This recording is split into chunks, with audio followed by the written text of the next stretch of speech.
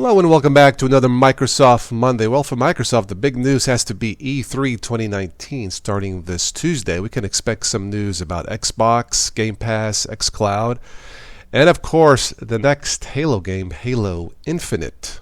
It appears this will be the final game in the franchise. I believe it's called the Reclaimer Trilogy, if I am not mistaken. This will be, of course, an Xbox One title launch and maybe a launch game for the next generation Xbox. Hopefully there will be an announcement this week. And finally, you may have gotten an update failure code with Windows 10. My goodness. The code is apparently 0x800700E for Windows updates. This is a recurring code. And what this means is that the update process has basically run out of disk space. So what you can do if you get that code is maybe clear up some disk space, use the Windows Update troubleshooter, and hope for the best.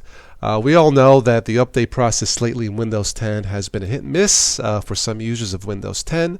For some, not that big of a problem. For others, a complete nightmare. That's it. That's all I have for this Microsoft Monday. Let me know if you have any other news items for Windows users, and I'll catch you on the next one. Arrivederci.